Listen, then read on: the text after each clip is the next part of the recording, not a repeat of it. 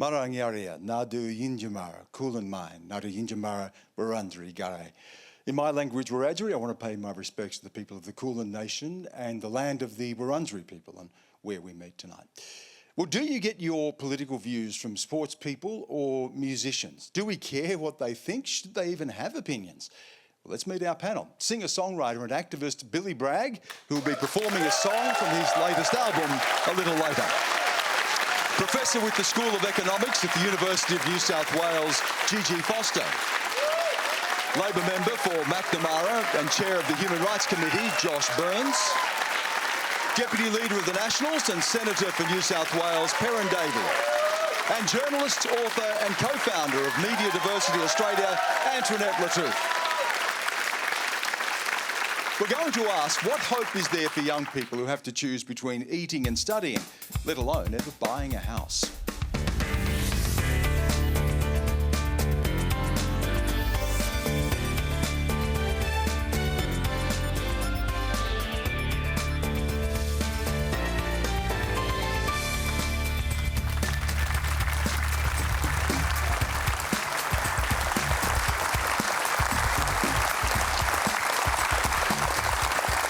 Thanks again for that welcome. I'm Stan Grant. Now remember, you can live stream us around the country on iView and all the socials. Quanda is the hashtag, so please get involved. Let's get started tonight. Here's a question from Mark Dixon. Hi Stan. As an ex-military member, I understand the value of nuclear submarines. Yet the defence budget is limited, so what defence capabilities have been deemed unnecessary to enable the cost of the submarines? Josh. Well, thanks for the easy question to start off with, Stan. And also, forgive me, but it's my parents' 40th wedding anniversary today, and they're sitting in the front row. Happy anniversary. Where are they? They're in the front row over there. Happy anniversary. You're a good son, Josh, but you don't get off the hard question, I was taking them to a Billy Bragg concert. So, you sort of are. Yeah. Look, thanks for the question, Mark. It is a really important question, and we're about 12 hours away from the Prime Minister making this announcement, and as much as he would appreciate me doing it on Q&A, I think it's best to wait for the Prime Minister. I think it's already been announced, hasn't it? We know it's going to happen. We know you're going to be able to buy subs from the 2030 and then build our own submarine fleet. The question is, what are we going to cut if we're going to be able to invest so heavily in defence? So I think that the answer to that is that Richard Marles, the Defence Minister, basically got Angus Houston, the former Chief of the Defence Force, and Stephen Smith, the former Defence Minister, two eminent Australians, to actually answer that question. And I don't think it's a matter of what's being cut and what's being built. It's really about what do we need for a modern Australia. And I don't think these decisions can be made lightly. But I'd also make the point, Mark, that since coming into government, you look at the actions that Penny Wong has taken, and Anthony Albanese and Richard Marles as well, and that diplomacy is always the most important aspect of our defence policy. Making sure we restore our relationship with the region, making sure we try and stabilise the relationship with China. It's really important for Australia's national interest. So I think for the specifics, it's best to wait to the Prime Minister, but I would just say that diplomacy is a really important aspect of defence policy as well. Mark, you're in the Army. You're a Lieutenant Colonel, is that right? Yes. What's your assessment of this? $200 billion over 30 years. Is it necessary? I think for the capability that we're seeking and that long reach, it is. The only question I'd ask is that since the Second World War, so Korea, Vietnam, Somalia, the Gulf Wars and Afghanistan, we've had troops on the ground. So we've had to respond to those things. I think we will continue to respond to those things. So even though we've got strategic reach, we will still need to put soldiers at risk on the ground. And at the moment, they're running around in armoured personnel carriers that were around during the Vietnam War. And certainly one of the big targets for cuts is the replacement of those vehicles. So it concerns me the continued threat we put our soldiers in while we spend money on nuclear submarines. I'll go back to Josh for that. Is it the case that we're going to have to deplete other areas of our defence force to be able to invest in the submarines? You mentioned you were in the military, Mark. Yes. Well, I should have said at the start, and I apologise that I thank you for your service as well. I mean, I've been at Puckapunyal and I've driven in a carrier tank, and I've seen some of them. They are serviced by good quality soldiers who are doing their best for our country, and I have a lot of time for them. I think what we really need to ask ourselves is, what do we need for Australia? We were a trading island nation. If you want to do damage to Australia, you don't have to come to Sydney or Melbourne. You can do damage on some of our trade routes a long way offshore. So I think that's, it's really important that these are precious dollars, and they are big dollars, to be frank, and we have to use them as wisely as we can. Perin, Davey, you, of course, the AUKUS deal was signed when in the previous government, the Morrison government. So you support the idea of the AUKUS deal, but can we have it all? Can we invest heavily in that and also maintain our other capacity? Well, it is a very good question, and it is important to remember that the AUKUS deal was signed by us. It was made possible by the coalition in government because we returned defence spending that was cut to record lows by the previous Labor government. We returned defence spending to make us a credible partner for the US and the UK to come on board and to want to proceed with AUKUS. That's not the question, though. The question is, can we do it all? Well, it is really important, and this will be the test for the current government to actually outline and detail the budget expenditure into the future to show us stage by stage what they're going to do. Because, I mean, you're correct, Mark. We have had really good defence capacity in the past. We developed the Bushmasters, which we sent to Ukraine. We've seen the success they've been having over there, but they haven't been upgraded in years, decades. So we need to look at our defence spending as a whole, and we did do a comprehensive defence strategy while we were in government, and we were progressing that. We were progressing with defence expenditure. So Labor now needs to come forward with the detail to show us how they are going to deliver AUKUS without compromising our strategic Well, we are going to see more of that announcement in the next 12 hours now. But Gigi, there is a broader question here as well, because we know when it comes to other essential services, whether it be services for aged care, the NDIS, we know we're going to have a revenue problem. We know we're still promising tax cuts down the line for the richest people in Australia. If we're going to get defence spending up around 2% of GDP or even higher, what has to go elsewhere? This is a great question, Stan, and I wish that this kind of question had been asked and really seriously debated back when we were spending $400 or $500 billion on COVID policy, which led us to simply tread water. We don't have anything to show for that. At least with the submarines, we're going to get skilled labour, we're going to get capacity in nuclear power, so perhaps we can have some green energy here in the country at some point. We're going to have some people put in work in Adelaide. These are things that are helpful, along with the diplomacy and the but protection for Australia. How do we pay for it all, particularly if we're shy of the tax reform and redistribution in an ageing population with an increasing wealth gap? Well, the government showed during COVID they were prepared to pay for it by creating money. They simply printed it. This is what happened, and I hope we get into interest rates later on. I mean, we are now today feeling the consequences of our mistakes in the COVID era.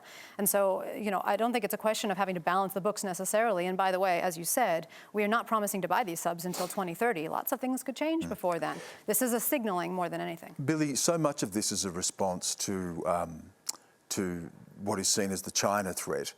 AUKUS is the UK as well, and there's going to be a meeting, and of course the AUKUS partners are there, and your Prime Minister will be meeting our Prime Minister.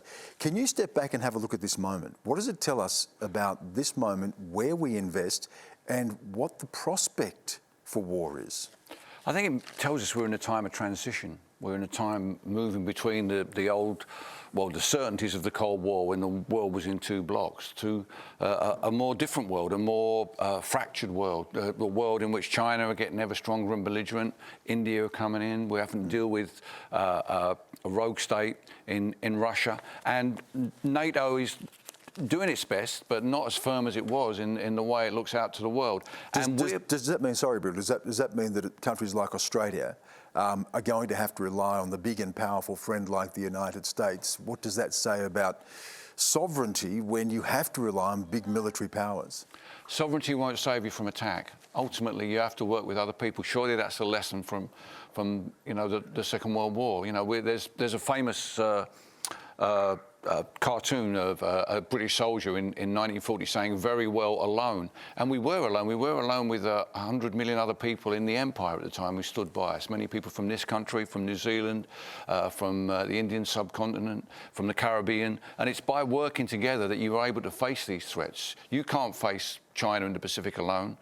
We can't face Russia alone in Europe. And the United States of America needs as many allies as well to ensure that it can retain some say in the world stage. Thank you for the question, Mark. It does lead to our topic of our online poll.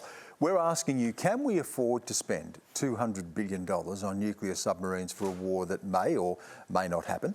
Cast your votes on our Facebook and Twitter accounts. We're going to bring you those results a little bit later. On to another story now that's been making news here. Here's Jed Sweeney. Good evening, panel.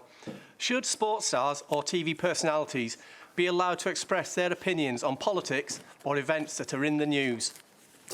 We're talking about Gary Lineker, of course, Possibly. and what we saw in the UK, Billy, where match of the day, which is sacrosanct in the UK, was interrupted. Yes, yeah, the footy. It's been incredible, really. I mean, what has been amazing is the solidarity of the other sports presenters, his co-presenters on the programme, the people who do the interviews, even the commentators on the games. And there was some talk that the players wouldn't have even spoken to them if they'd have been there.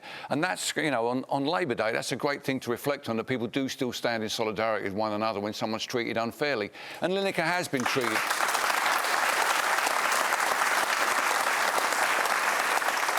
And Lineker has been treated unfairly when you think of some of the things that Jeremy Clarkson has said, really out of order. And the Daily Mail never gets on its hind legs and calls for him to be fired. So I think, well, Lineker a politician perhaps, then that would be a different matter. But he's not working in the newsroom. He's working in sport. He has very strong views. I happen to know that he has housed refugees, and not Ukrainian refugees either, refugees from Africa and from India. So he feels very, very strongly about this. And I think people should have the right to express their views, their independent views.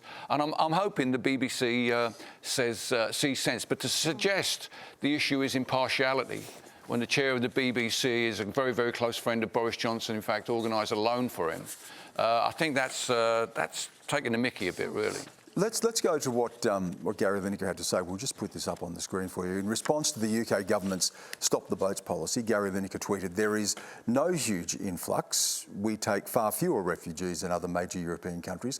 This is just an immeasurably cruel policy directed at the most vulnerable people in language that is not dissimilar to that used by Germany in the 30s. And I'm out of order?" is the question that he asked. Now, there has been a statement from the BBC Director General as well, Tim Davey. They're going to have a review into this, an independent review reporting to the BBC, and they'll shortly announce who will conduct that review and looking at social media guidelines. I want to go to you, Antoinette, on this and go back to the question. Should sports stars, performers, whoever express I'm going to jump in and say absolutely. I think they should. I think they have a responsibility to. When something is so egregiously and outstandingly inhumane, when there is proof in Australia of the impact offshore detention and processing has, how it's bad for the economy, it's bad for humans, it breaches international law. I think you have a duty and an obligation, if you have a platform, to say something. Now, I understand the BBC has recently updated its social media policy so that it extends not just to journalism or journalists or newsrooms, but anybody who's on air. And I know it's tricky terrain. Can I just ask, sorry, Antoinette, how you manage this as a journalist? And I was going to say, this is really tricky for me as well, because there is this sense that you need to be impartial. There's this sense that you need to all sides. You've got to get that perspective and that perspective. But there are some issues that don't need that equivalence. And I think it's a false equivalence to be like, so what do you think about locking up humans in cages like animals and it costing $3.5 million a year to keep them off our shores. What do you think about that? Let's get your perspective on whether neo-Nazism is good for us. It's like, no, these don't require questions. These are objectively wrong. The answer is clear.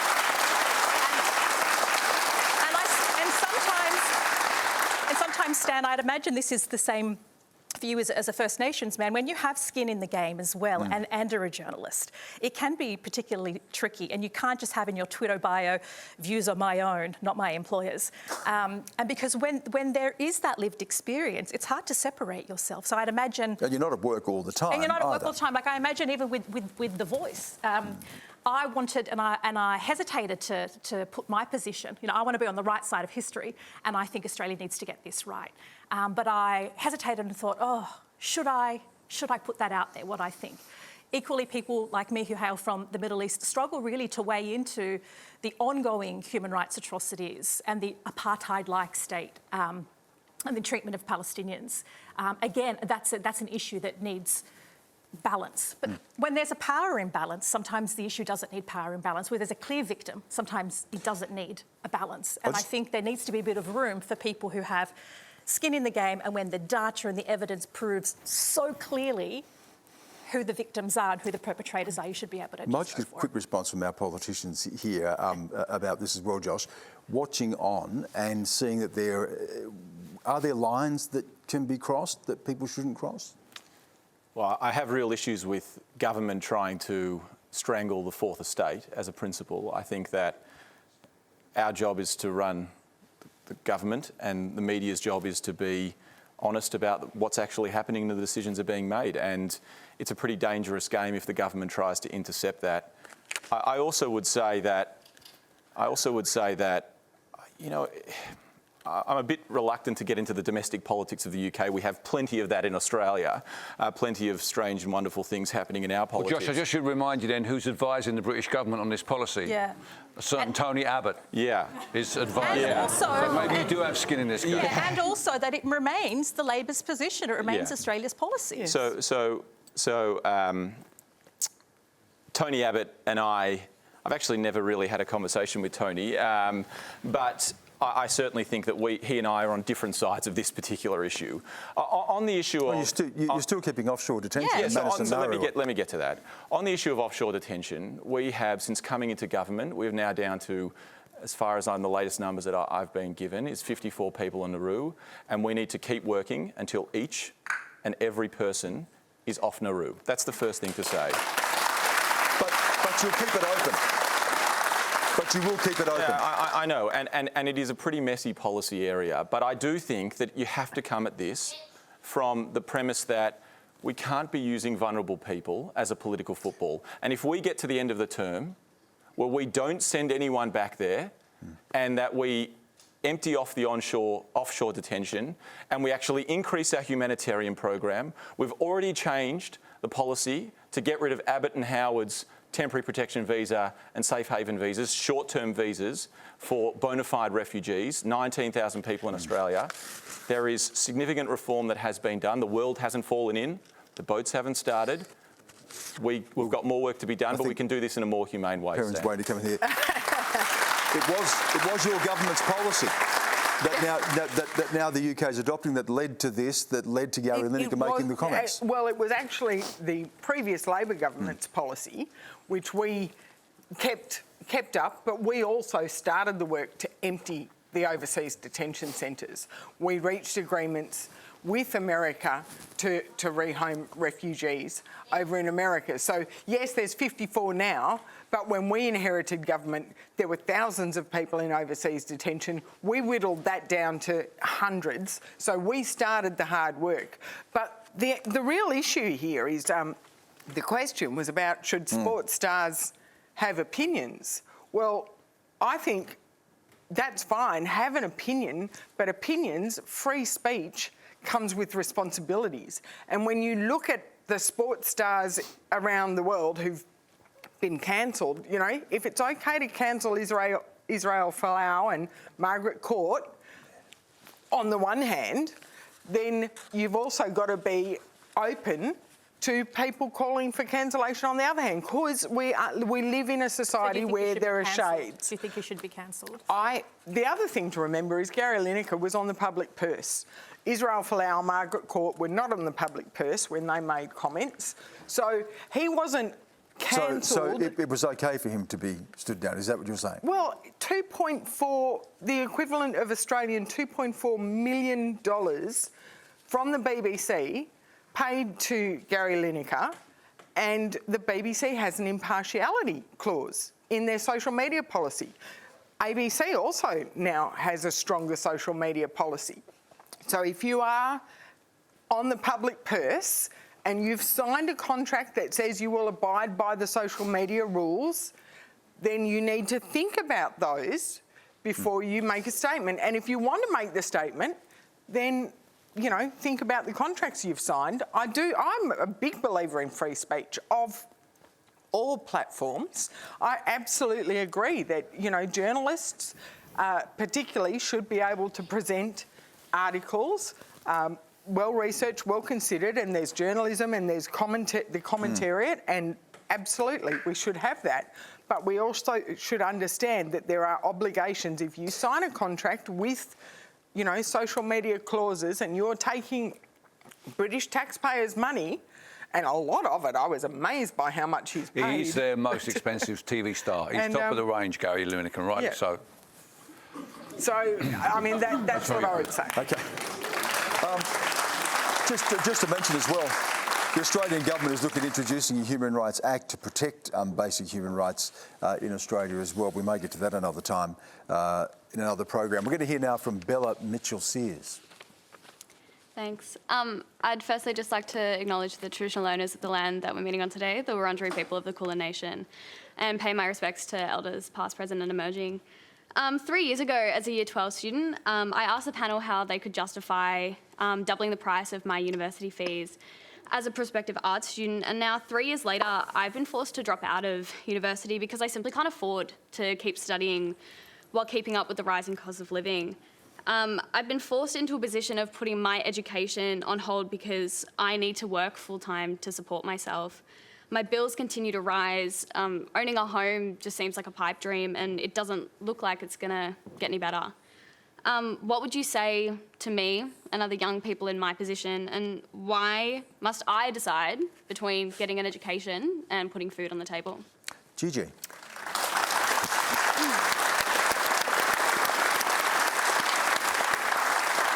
So thank you very much for your articulate exposition of your situation. I'm very sorry to hear it. And unfortunately, this is some of the consequences that we're seeing of the mismanagement of our economy over the last few years. We have spent hugely, as I said previously, for very, very little return, and on things that were never really predicted to even have much of a return. It was a religious expenditure. And in fact, there are many other things that have happened to us that we don't even really hear much about in the media these days that are other consequences of those mismanagements.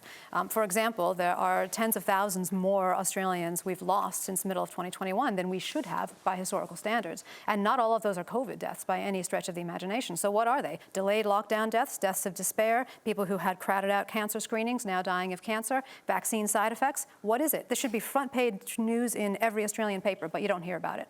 And we know that the decisions made during that period were for politics, not for health. And we know that. How does that play into Bella's situation? These decisions are the ones that she is feeling the consequences of right now. The politics in the UK, which is what's coming through in the Matt Hancock WhatsApp files, the lockdown files that's being published in the Daily Telegraph, whole bunch of messages from this guy who was doing policy in COVID showing that it wasn't about public health promotion. Those policies created the economic crisis that we are now living through, that you are now living through, and you are paying the price, unfortunately.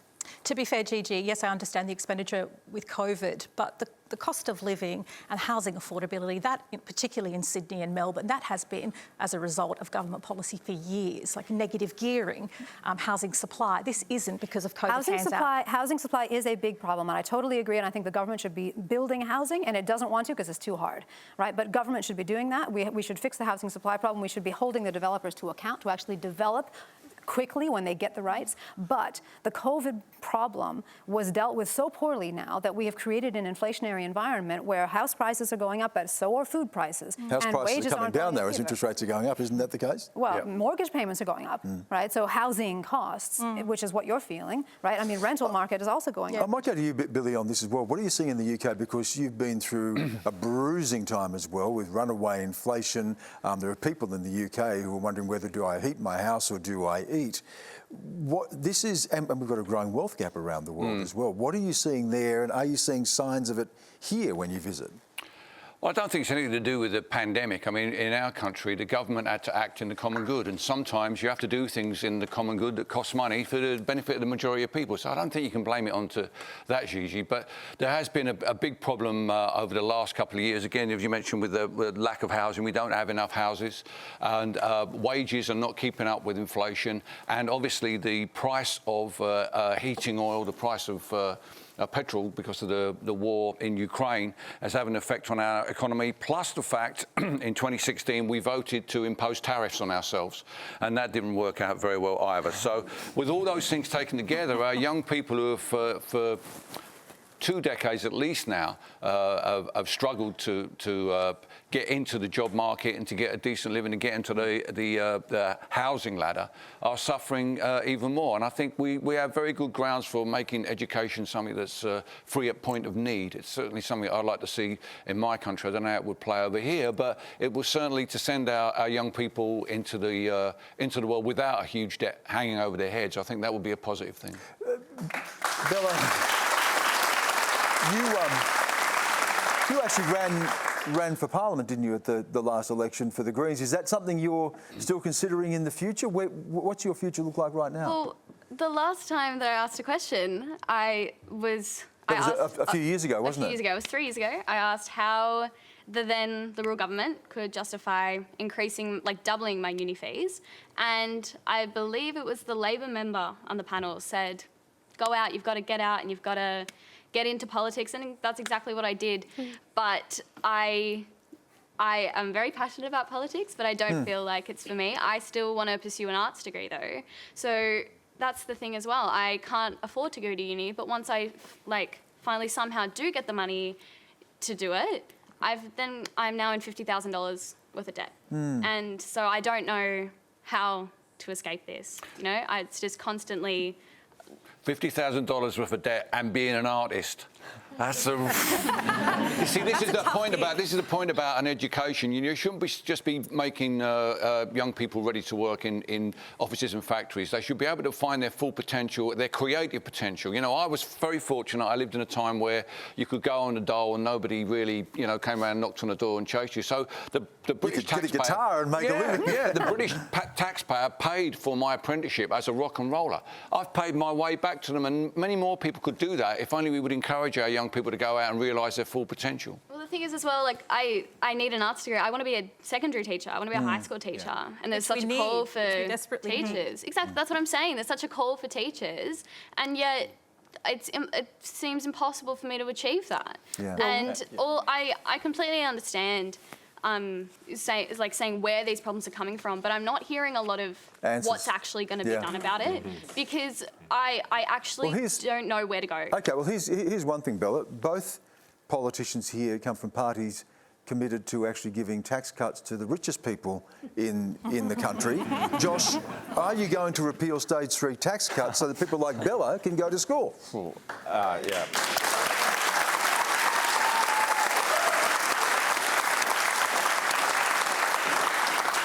You really want to make me really popular with my colleagues, Dan.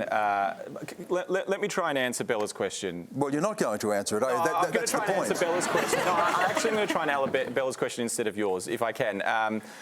Bella, I was an arts student as well, and I really hope you can get back there and finish your degree. And it's really important. We do need good quality teachers. We also need quality people in politics. But putting that aside, there's 2 parts to this, I think. One is about how do we make university more affordable, which is a really important question. There is a review going on at the moment into our university system, and one of the key questions that we're going to be looking at is the affordability of university. I think it was a retrograde step to make humanities degrees more expensive, and I certainly don't support that, don't advocate that, and we'll be looking to see if we can make humanities a priority again after the accord is delivered. The other question is around, well, how do you actually deal with the cost of living pressures? And Bella, this is a really important question with, you know, I wish I had a really simple answer. Inflation is something that is being felt right across the world. There are some steps that have been taken, things like lifting the minimum wage, like supporting the wages of people in aged care, working in aged care and childcare, industries dominated by feminised workforce. Also around trying to make things more affordable for families, which I know in your situation, making childcare more affordable might not be the most important thing for you, but for some families that has made a difference, medicines and other things. So there has been some steps taken. It is a long way back. Right. Inflation is a wicked problem, but I really hope you get to finish your degree, Bella. So do I. Really quickly, Perin, because we need to move on. I just want to say, if you want to be a secondary teacher, one policy that we fought for in the last parliament, and then we went into caretaker mode, but thankfully, credit where it's due, Labor did bring it back, was to waive HECS debts for important industries if people are willing to move to the regions. Housing is more affordable in the regions too, so I would just big shout out to moving to the regions.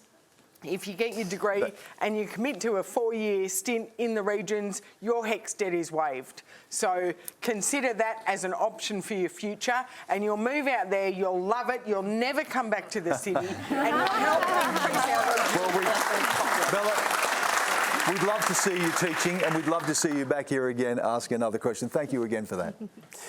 If you're just joining us, you're watching Q&A Live with Billy Bragg, Gigi Foster, Josh Burns, Perin Davey and Antoinette Lattouf. Let's get to another topic now. Here's Cameron Wilkins. My question's for Billy. Is there still a role for the troubadour in the battle for hearts and minds in the age of social media?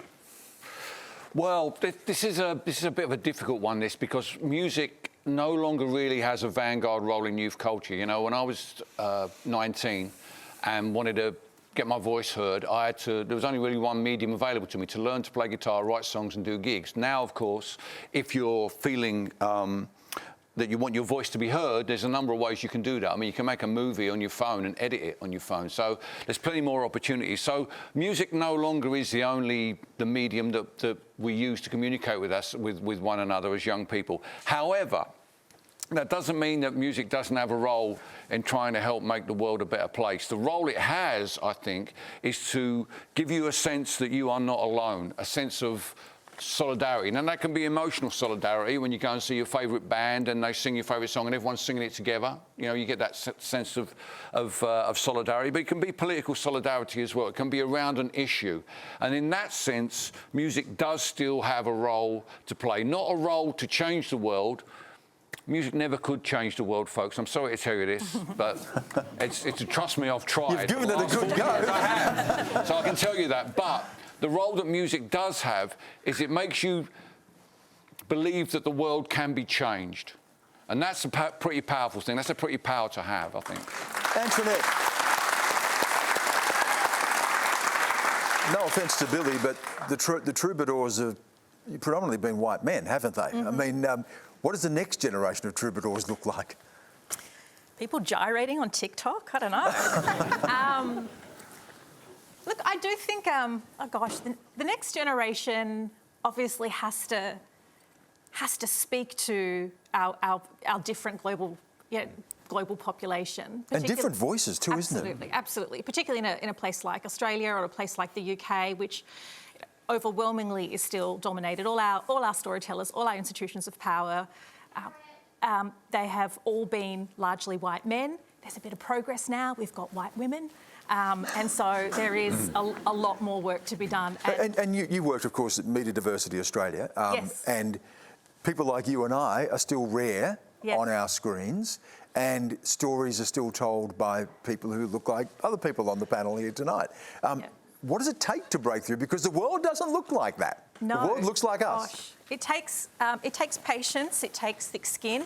it takes like having to fight the urge to like go in a Tourette-style swearing spiel when you get the opportunity, because sometimes it's so frustrating. The change is glacial.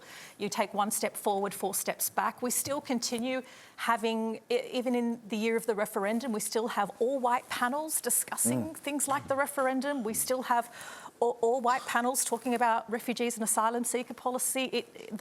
It baffles me that, at least in the UK, when you see politicians, when you flick on the telly... Well, look at the Prime Minister. Or the Prime Minister. I mean, yeah, even though, you know, arguably he's not a great win for progressive politics.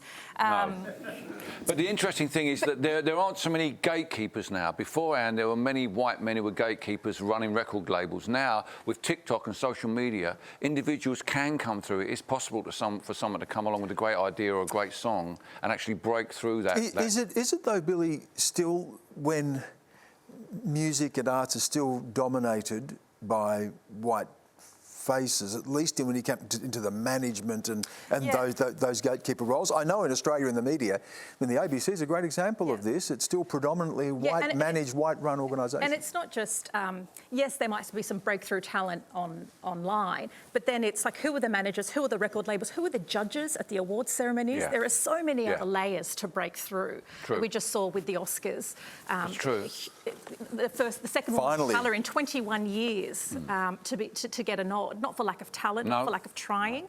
And so, yes, progress has been made. It has been frustrating. And Australia's really far behind the UK and the US, because at least in the UK, you cannot switch a television screen on and look like we still have networks or programs that look like a neo-Nazi's wet dream. Like we still do. Like we still have, it still seems to be okay.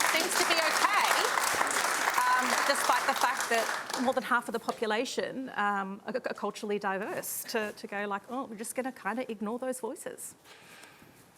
We're going to hear next from Daniel Brace. Hi, I'm a church musician. Sometimes I change the words of hymns to decolonise them or to make them more relevant. And I was at a new musical called And Juliet, where the context of the song was changed by, say, the gender of the person singing. Billy, you changed words to the lyrics. You're brave in that regard. Why do you do it, and should we do more of it? Well, I think you do need to, if you're going to write songs that are, reflecting the way the world is and times change, you do need to update words sometimes. I mean, some words can stand alone. I mean, Woody Guthrie wrote This Land Is Your Land 80 years ago now, and that still resonates with a lot of people. But, for instance, I wrote a song called Sexuality in the 1990s, a song of allyship with the gay and lesbian community. And a couple of years ago, I was in Boston and doing a bit of signing after the show, and a woman said to me, you know that song, Bill, where you go for a beer with that gay guy? It's not very radical anymore, is it, mate? And she was right. We've come a long way, we've come an incredible way with that. And she pointed out rightly to me that the real front line now is with the trans community. So I've slightly tweaked the lyrics of the song to make it a song of allyship to the trans and non-binary community. And I think you need to do that. I think it's a bit like, if you're an activist, you're out in the 1980s with the miners. Is that it? Or do you still engage in the way that you did then? Because, we can never remain pretty. We can never remain hip either, trust me. I've tried that as well. But there's no reason why we shouldn't remain relevant. So in order to make the songs relevant, whether you're changing the lyric or changing the gender or just doing Shakespeare in modern clothes, just to make it relevant to connect with the audience that you're talking to, I think that's the way art works.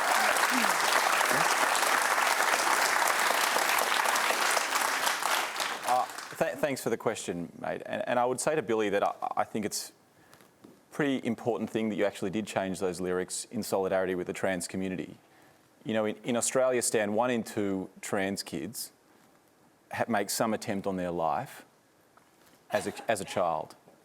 And these kids have a challenging enough world as it already is without some of the culture wars that we see day to day, not just in Australia but around the world to some of these kids.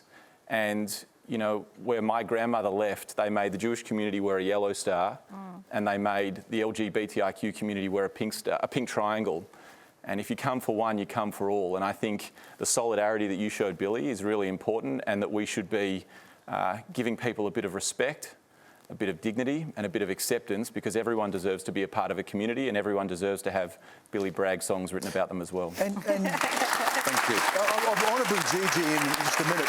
But Josh, can I also talk about language? And even tonight, and I know Antoinette didn't mean it in an offensive way, but references to neo-Nazis, Gary Lineker talking about the 1930s, and as a Jewish person, language has power, and when you hear things like that, how does it make you feel? My honest answer is I'm not sure it progresses the argument that much, and in fact it has to be a pretty important historical comparison in order to use it, would be my sort of disposition. If it's done in a respectful way, it's obviously better than others, and you know, I don't think for one second Antoinette meant it in a disrespectful way. But it's just language, yeah. and how language is used and how language becomes popularised, and being aware of language is probably the critical point, isn't it? And Gigi, you're actually not in favour, though, are you, of changing things retrospectively? Well, I think that Billy should be free to change the lyrics of his songs. Absolutely, they're his songs. And if it makes him feel better or it makes him think he's going to sell more songs or be more relatable, then that's fine. But what I really object to is changing our own artists who have already given their stories. Like Roald changing Dahl. those stories, like Roald Dahl, for example, for a number of reasons. First of all, because you are taking away his voice. That is censorship. Secondly, you are essentially stripping future art historians of the opportunity to study the progression of art through the ages. You're changing what we have had. And when in the history of man has artistic censorship led to something we can all get behind, like more liberty, more freedom, more equality? Generally speaking, artistic censorship is associated with politics. And art is not a place to do politics at its best. Art reflects the society that it is created in. But things are, you mentioned before, changing church songs or hymns. Yeah, I mean, the Bible's been rewritten many times. Things are changed, aren't they, Antoinette? Do you think, like, changing the word fat and crazy is artistic censorship? Yes, I do. If those were Roald Dahl's words, yes. But unfortunately... And can I just say, if you don't like those words, if you don't like Roald Dahl's story, write your own story. Yeah, I just don't like the idea of I'm sorry, but if it's not acceptable to call someone fat in society, and I don't think it is personally, why should we be telling our children it's okay? Well, you don't have to buy the book. And Dahl particularly used fat as a characterisation of someone to say that they were lazy and a characterisation. That's not the way to do it. Do you really think that, do you have the conceit to believe that your morality today is the ultimate and perfect morality for all time? No. I mean, when people write things, when they write them thousands of years ago, hundreds of years ago, or in the future, they have a particular view of their society and they are reflecting their society in their art. You can tell a different story now. That's fine. That's great. That's progress. But to silence those who have come before us? Freedom of speech gives you the right to express... Freedom of speech gives you the right to express your opinion. It doesn't give you the right to be abusive, I'm afraid. And I think there has to be a limit. There has to be a limit on what we can say. Sure, we can offend. Of course we can offend. But I think that sort of abusive language has no place in children's books whatsoever. But I think what we're doing by... and I agree with Gigi on this. I think it's great for you to change your own works, and I think that's good. And with permission, because I know Bobby McGee has been variously a male and a female character in a fantastic fine song it is too. But changing former art or someone else's words to bring it up to today's moral standards actually takes away our opportunity to have a conversation and to say, well, that was... But isn't that part of the conversation?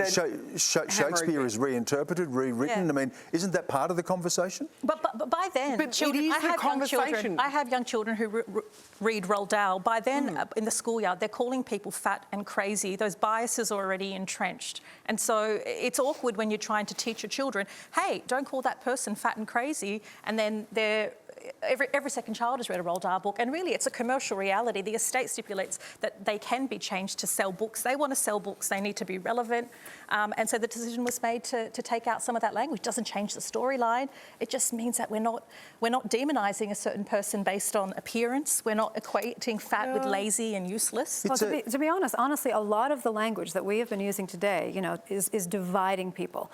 You are dividing people by skin colour. People are being divided by whether they're fat or thin. People are divided by this, that. No, let me finish. This kind of language is not helpful. Let me finish, please. I just want to. May I please finish? Go ahead. This kind of language is not helpful because it draws us away from each other. When all of the problems we have today, from children in the playground who aren't being tolerant to each other, to politicians making decisions that are not in line with what is good for people at the lower end of the income scale, these problems are things we need everybody to come to the table and solve together as human beings. Not as people who are white or black or men or women or old or young. We need everybody, and we need a diversity of opinion. And by the way, if you agree with me, please visit scienceandfreedom.org. Australians for Science and Freedom. We need to be able to talk about. We need to be able to talk about inequality that inequality that impacts people based on gender, on sexuality, on ability, on race. Like it's really lovely and kumbaya to be like, oh, we can't talk about this because we're dividing. People are divided. Their life chances and opportunities are limited. But then by re-editing books and taking away things and saying, oh no, we don't want that in there because that might offend someone, instead of actually saying, sitting down, my kids read Roald Dahl, and unfortunately, I couldn't get them across to the Enid Blyton Famous Five because they were my favourites. But, and sitting there going, no, we don't call people fat. We don't call people idiots because that's not the appropriate way to talk to people. And even when Roald Dahl wrote them, you're right, he wrote them to be offensive about the characters. And it opens the conversation. We'll just put a pause there on it because it's a conversation we've had before and I'm sure we'll have it again. But could I just get a quick show of hands? There's been a lot of cheering for all sides here. Hands up if you think it's okay to change books that have been written in the past for today's audience. Hands up. And hands up if you think it's not okay. Okay, there you go. There's a straw poll for us. I mean, the point that about what you were saying there, Gigi, is that the arc of history is long, but it bends towards inclusivity. That's the way history moves, okay? And unfortunately, there are still people who are being excluded. I completely agree. Okay, so we can't just sit down and say everybody can come to the table when they can't physically come to the table. You need a process of inclusion in order to bring people in. Okay. And can I just say that inclusion begins with acknowledgement. That's the very beginning. When you acknowledge there's a problem, without acknowledgement, you have no change whatsoever. Absolutely. We'll move on to our next question now. Here's David Pereira. Good evening, Stan. Good evening, panel. Good evening, everyone. It is 2023. And a man, in this case a judge in the county court, asked a breastfeeding mother to leave court. How is it possible that men, and it is mostly men, still have these attitudes? And what else can we do as a society to create more awareness of the rights of women? I'll go to the men on the panel now. Josh?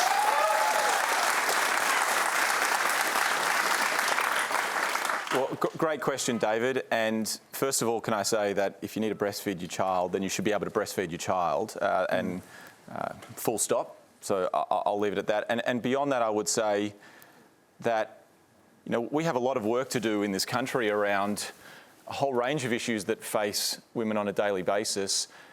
We are making some progress around the gender pay gap, but the biggest challenge that faces many women is in their own home and safety in their own home, and it's something that requires, we've set a sort of generational target to try and end family violence. So on the issue of breastfeeding, it seems outrageous that they were asked not to. And so the judge was wrong in this case, do you believe? Yeah.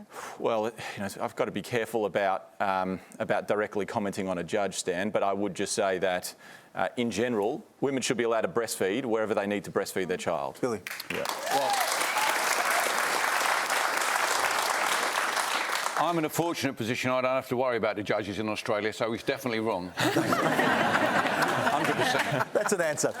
Let's bring you the results of our online poll now. Remember, we asked you, can we afford, right back to the very first question of the program, can we afford $200 billion on nuclear submarines for a war that may or may not happen? And no.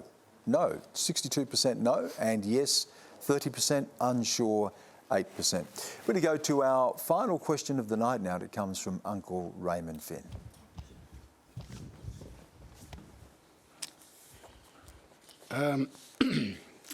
There are a lot of issues to deal with within this country. But I'm not going to isolate or divide the issues.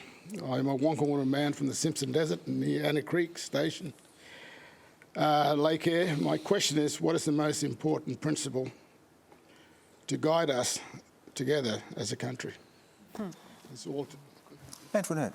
Oh, I think I'm going to dare Gigi talk about race and the differences between us. I think what we need to do is we need to get this voice to Parliament. We need to get our country on the right track. If we can't reconcile our brutal colonial past, start to heal as a country and come forward, I don't think we don't have the opportunity to live up to our potential. We often bang on about being the most successful multicultural country in the world, the most inclusive. It's all really lovely rhetoric. It's things politicians love to say. But when you look at the health outcomes, you look at the over-incarceration of Indigenous women, you look at our most disempowered people in this country, we're not nearly as inclusive as we can be. So I think this year's a real opportunity for Australia to start to rewrite our history and to start to atone for our sins. Gigi. I think we need love. I think that's the first principle. We need love for each other. And I think we need a return to the principles of the Enlightenment. We need science, we need freedom. We need to uphold those values for everybody. That's why I'm starting with a bunch of like-minded people, Australians for Science and Freedom, again, scienceandfreedom.org, to try to chart a path out for Australia of the COVID darkness and the increasing inequality that we've seen again during this period. I think Billy and I are quite aligned on what we want. And indeed, Antoinette, I think we are as well. But I think it's a question of how do we get there. I think that we need compassion and love and unity. I think that the division that we see in rhetoric across the board in many dimensions of life now is very damaging, and it's a no-win end strategy. It's never going to go anywhere. We need to find ways to unite people and indeed to elevate voices, diverse voices. And by diverse, I don't mean just in terms of their demographic characteristics. I mean in terms of their perspectives, their beliefs, and what they're prepared to actually come to the table and discuss with other people. We need more of that discussion across the table. Things like this, but 3 times the size, the length, and with many, many more people with different diverse perspectives, all discussing really important issues of Australia today. We need that, and we don't need just the politicians to tell us how it goes. Before I go to the politicians, I'll go back to Uncle Raymond. You posed the question, but no doubt you've thought a lot about the question as well. Yes. What's missing in the country? I grew up in a time where, people haven't been true to the word, and it's like a nation of schizophrenia, and I've experienced that, and that's to do with racism, and we want to work towards building a greater country, and also but there are our values as Aboriginal people that need to be recognised and to go forward in that, and as a nation, and that's. Well, on that, Perin, we've heard here from Uncle Raymond about racism and the need to recognise Aboriginal values. How does that sit with the National Party taking a position straight away of saying no to the voice to Parliament? Well, to start with, the Nationals abhor racism in all forms, absolutely. And that is one of the principles of the whole voice prospect is based entirely on race. And we as a party believe that it's more important to find our common goals and our common values and work together for the benefit of all. So and what would those values, to go back to the original point of the question, those values look like in Australia? Well, the values is looking for the commonality, looking for what brings us together, not for what divides us, is, I would say, principle number 1. And then the other issues, and you said you were from the Simpson Desert and around the Lake Eyre Basin, beautiful part of the world, but there are so many communities in your part of the world that don't have access to things like clean drinking water. And we need to start addressing those fundamental baseline issues. And I have not heard where the voice is going to help that. What I've heard is, and Brett Walker, KC, was out talking about it last week, saying, why are people against the voice when they're not against the Minerals Council or the Business Chamber of Australia. Well, Minerals Council and the Business Chamber, they're not enshrined in the Constitution. So again, what unites us and bring us all together, and if we want to have an Aboriginal voice or another Aboriginal body that is talking to government, that's fine. But we're talking about our Constitution, which should cover all of us. It should unite. Quickly, Josh, and then I'll get a final quick comment from Billy before he performs for us. Uncle Raymond, that's a powerful question, mate, and a really insightful one. What principle should guide Australia forward? And I think that's one of inclusion, making sure that we are including people in the future of Australia. And for me, I agree with Antoinette on that. First Nations people asked to be included and asked to walk alongside the rest of Australia on a journey of truth, treaty and voice. And not just about the voice, but the whole Uluru Statement.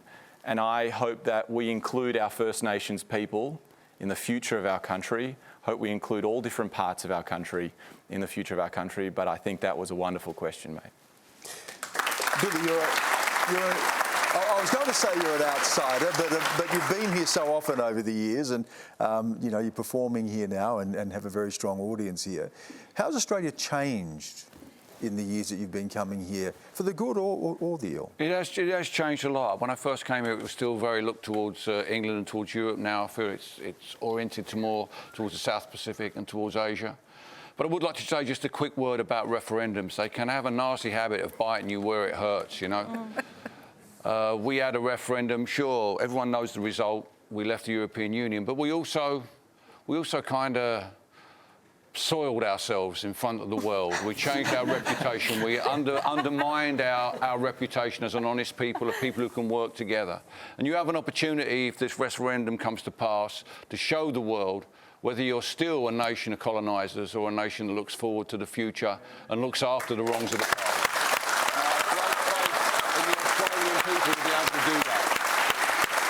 Uncle Ray, thank you so much for your question, and I'll see you back home soon. Yeah, no. Okay, good to see you then.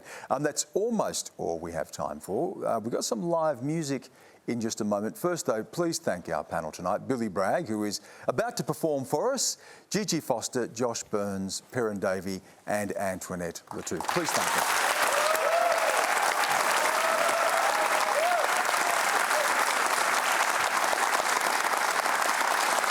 Thank you as well to all of you for joining the conversation. Terrific, not just terrific questions tonight from the audience, but terrific engagement and stories as well. Bella, good luck with your study. I hope you get back to it, and I hope we see you teaching. So thank you again for bringing your stories as well tonight. We're going to, next week, just tell you about next week, we'll be with you live from Sydney. Now, among those on the panel will be Brian Green and Kirsten Banks. Go to our website. You can register there to be in the audience. Now, this is not for people at home. You really wouldn't want to see this. But after the show, Billy has kindly allowed me to play a bit of guitar with him, which is, I'm never going to say no to doing that. A song that Billy plays that's very close to my heart. So we're going to save that one for our social media accounts. If it passes muster. If it's not, you'll never see it, believe me. But now, the performance that you've been waiting for. Here's Billy Bragg, accompanied by Neil Anderson, with his song, I Will Be Your Shield, from Billy's latest album, The Million Things That Never Happened, Billy.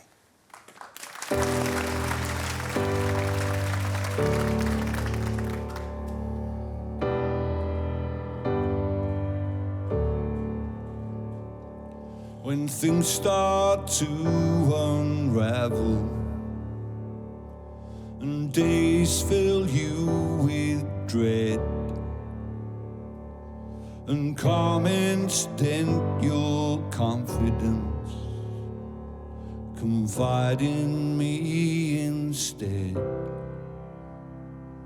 When every little setback just makes you want to cry, and the whole world seems against you, and you don't know why. In the battle against your demons, I will be your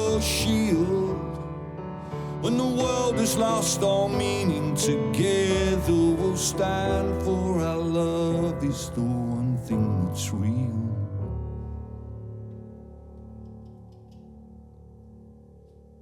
When pressure wrought by changes becomes too much to bear, and pain stops you from functioning, trust in me to care.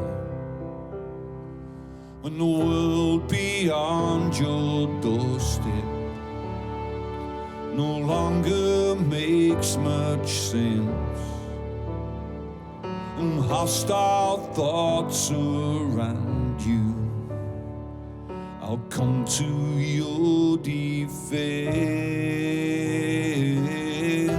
In the battle against your demons, I will be your shield. When the world has lost all meaning, together we'll stand, for our love is the one thing that's real. I will be your shield when the angry waves are pounding. I will be your shield when the wind whips up the shore. I will be your shield when you hear the thunder sounding and the rain beats on your door. I will be your shield.